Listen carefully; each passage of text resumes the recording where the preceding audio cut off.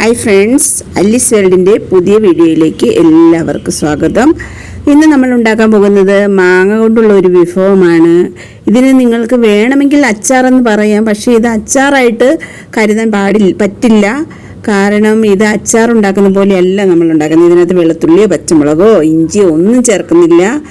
അതുകൊണ്ട് ഇത് അച്ചാറാണെന്ന് നമുക്ക് പറയാൻ കഴിയില്ല. ഇതിൽ ചേർക്കുന്ന ചേരുവകളാണ് ഞാനിവിടെ കാണിച്ചിരിക്കുന്നത്. ആദ്യമായിട്ട് മാങ്ങ അരിഞ്ഞ് കഴുകി വൃത്തിയാക്കി ഞാൻ വെച്ചിട്ടുണ്ട്. ഇനി ഒരു പാൻ അടുപ്പിൽ വെച്ച് അതിലേക്ക് ഞാൻ വെളിച്ചെണ്ണയാണ് ഒഴിച്ചു കൊടുക്കുന്നത്. 2 സ്പൂൺ വെളിച്ചെണ്ണ ഞാൻ ഒഴിച്ചു കൊടുക്കുന്നുണ്ട്. നിങ്ങൾക്ക് ഏതെണ്ണ വേണമെങ്കിലും ഉപയോഗിക്കാം. റിഫൈൻഡ് ഓയിൽസ് എല്ലാം കൊളസ്ട്രോൾ കൂട്ടും. അതുകൊണ്ട് ഞാൻ വെളിച്ചെണ്ണ മാത്രമാണ് ഉപയോഗിക്കാറുള്ളത്. അതുകൊണ്ടാണ് ഞാൻ വെളിച്ചെണ്ണ ഒഴിച്ചു കൊടുക്കുന്നത്. ഇനി അതിലേക്ക് നമ്മൾ 1 സ്പൂൺ കടുകാണ് ഇട്ട് കൊടുക്കേണ്ടത്. വെളിച്ചെണ്ണ നല്ല ചൂടായ ശേഷം മാത്രമേ കടുക് ഇട്ട് കൊടുക്കാവുള്ളൂ. എൻ്റെ വീഡിയോ ആദ്യമായിട്ടാണ് നിങ്ങൾ കാണുന്നതെങ്കിൽ സബ്സ്ക്രൈബ് ചെയ്യാനോ ലൈക്ക് ചെയ്യാനോ ഷെയർ ചെയ്യാനോ മറക്കരുത്. പിന്നെ അതിനകത്ത് ഒരു ബെൽ ബട്ടൺ ഉണ്ട്, അതൊന്ന് ക്ലിക്ക് ചെയ്യണം. ഓൾ എന്ന ഓപ്ഷൻ പ്രസ് ചെയ്യണം. എങ്കിൽ മാത്രമേ ഞാനിടുന്ന വീഡിയോസ് നിങ്ങൾക്ക് കിട്ടുകയുള്ളൂ. ഇത് വളരെ സിമ്പിളായിട്ട് ഉണ്ടാക്കാൻ പറ്റുന്ന ഒരു വിഭവമാണ്. ഇതിന് ആവശ്യമായ ചേരുവകൾ എപ്പോഴും നമ്മുടെ വീട്ടിൽ സുലഭമായിട്ടുള്ള ചേരുവകൾ കൊണ്ടാണ് നമ്മളിത് ഉണ്ടാക്കുന്നത്. മാങ്ങ ഇപ്പോൾ എല്ലായിടത്തും സുലഭമായിട്ടുണ്ട്. അതുകൊണ്ട് നിങ്ങൾക്ക് ഇതുണ്ടാക്കാൻ ഒരു ബുദ്ധിമുട്ടും ഇല്ല. ആവശ്യമായ ചേരുവകളെല്ലാം അടുത്ത് വെച്ചതിന് ശേഷം മാത്രമേ ഇത് ഉണ്ടാക്കാൻ തുടങ്ങാവുള്ളൂ. കടുക് പൊട്ടി വരുമ്പോൾ നമ്മളിതിലേക്ക് പെരിഞ്ജീരകമാണ് ചേർത്ത് കൊടുക്കുന്നത്. 1 സ്പൂൺ പെരിഞ്ജീരകമാണ് ഞാനിതിൽ ചേർത്ത് കൊടുക്കുന്നത്. എരിവ്, പുളി, ഉപ്പ്, മധുരം, ഈ 3-4 കാര്യങ്ങളിൽ ഒന്നും ഇഷ്ടമില്ലാത്തവരാരും കാണത്തില്ല. അതുകൊണ്ട് നമുക്ക് ഈ ഒരു വിഭവത്തിൽ ഇത് 3ഉം ബാലൻസ് ചെയ്താണ് നിൽക്കുന്നത്. എരിവും പുളിയും ഉപ്പും മധുരം എല്ലാം ഉള്ളൊരു വിഭവമാണ് നമ്മൾ ഉണ്ടാക്കുന്നത്. അതുകൊണ്ട് എല്ലാവർക്കും ഇത് നല്ലതുപോലെ ഇഷ്ടപ്പെടും. ഞാൻ അടുത്തതായിട്ട് ചെറിയ ജീരകമാണ് ഇതിലേക്ക് ചേർത്ത് കൊടുക്കുന്നത്. അതും 1 സ്പൂൺ ഇടുന്നുണ്ട്. പിന്നീട് കുരുമുളക് പൊടിയാണ് ചേർത്ത് കൊടുക്കുന്നത്. അതും 1 സ്പൂൺ ഇടുന്നുണ്ട്. പിന്നീട് ഉലുവ പൊടിയാണ്, അത് 1/2 സ്പൂൺ ഇട്ടാൽ മതിയാകും. ഒരു മണത്തിന് വേണ്ടിയാണ് നമ്മൾ ഉലുവ ചേർക്കുന്നത്. പിന്നീട് മല്ലിപ്പൊടിയാണ് ഇട്ട് കൊടുക്കുന്നത്. മല്ലിപ്പൊടി 1 സ്പൂണാണ് ഞാൻ ഇട്ട് കൊടുത്തിട്ടുള്ളത്. പിന്നീട് മഞ്ഞൾപ്പൊടിയാണ്, അത് 1/4 സ്പൂൺ ഇട്ടാൽ മതിയാകും. പിന്നെ കായപ്പൊടിയാണ് അടുത്തായിട്ട് ചേർത്ത് കൊടുക്കുന്നത്. കായപ്പൊടി നമ്മൾ മണത്തിന് വേണ്ടി ചേർക്കുന്നത്, അതൊരു നുള്ളിട്ടാൽ മതിയാകും. പിന്നീട് മുളക് പൊടിയാണ്. മുളക് പൊടി നമുക്ക് ആവശ്യത്തിന് എരിവ് എത്ര വേണോ അതിനനുസരിച്ച് ചേർത്ത് കൊടുക്കാം. ഞാൻ 2 സ്പൂൺ മുളക് പൊടിയാണ് ഇതിൽ ചേർക്കുന്നത്. പിന്നെ കുരുമുളക് പൊടി ചേർത്തിട്ടുള്ളത് കൊണ്ട് അധികം ചേർക്കേണ്ട ആവശ്യമില്ല. എന്നാലും ഞാൻ 2 സ്പൂൺ മുളക് പൊടി ചേർക്കുന്നുണ്ട്. ഇനി ആവശ്യത്തിന് ഉപ്പാണ് വേണ്ടത്. ഉപ്പും ആവശ്യത്തിന് ഇട്ട് കൊടുക്കുക. ഞാൻ 1 സ്പൂൺ ഉപ്പാണ് ഇട്ട് കൊടുക്കുന്നത്.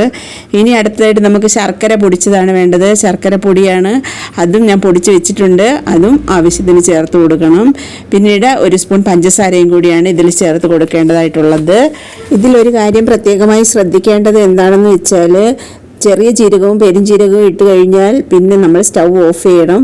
ബാക്കിയുള്ള പൊടികളെല്ലാം സ്റ്റൗ ഓഫ് ചെയ്ത ശേഷം മാത്രമേ ഇടാവുള്ളൂ, അല്ലെങ്കിൽ കരിഞ്ഞു പോകും. പൊടികളെല്ലാം ഇട്ട് ശർക്കരയും പഞ്ചസാരയും എല്ലാം ചേർത്ത് കഴിഞ്ഞതിന് ശേഷം മാത്രമേ സ്റ്റൗ ഓൺ ചെയ്യാവുള്ളൂ.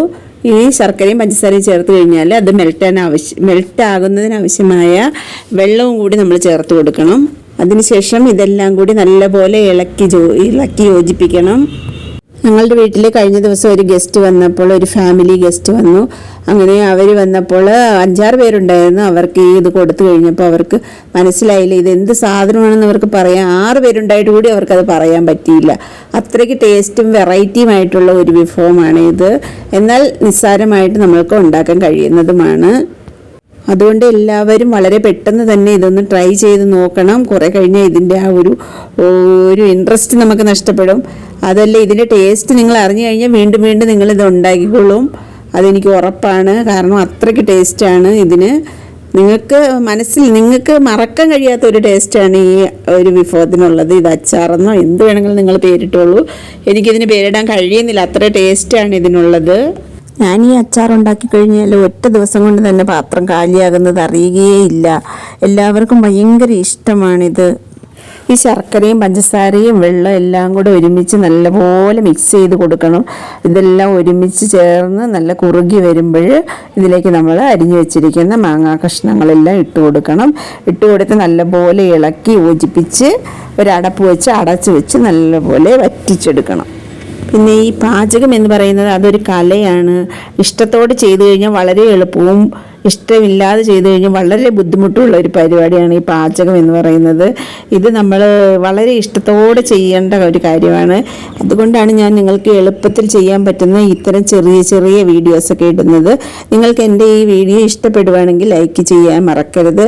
ഇത് നിങ്ങൾ ട്രൈ ചെയ്ത് നോക്കുക. ട്രൈ ചെയ്ത ശേഷം ഇതിലേക്ക് ഫീഡ്ബാക്ക് അറിയിക്കുക. കമൻറ്റ് അറിയിച്ചാൽ മാത്രമേ എനിക്ക് നിങ്ങളിത് ട്രൈ ചെയ്തോന്ന് അറിയാൻ പറ്റുള്ളൂ. പിന്നെ നിങ്ങൾക്ക് ഇഷ്ടപ്പെടുകയാണെങ്കിൽ എല്ലാവർക്കും ഷെയർ ചെയ്ത് കൊടുക്കുക. നിങ്ങൾ ആവശ്യപ്പെടുകയാണെങ്കിൽ ഇതുപോലെയുള്ള ചെറിയ ചെറിയ നല്ല നല്ല വീഡിയോസ് ഇനിയും ഞാൻ നിങ്ങൾക്ക് തരുന്നതാണ്.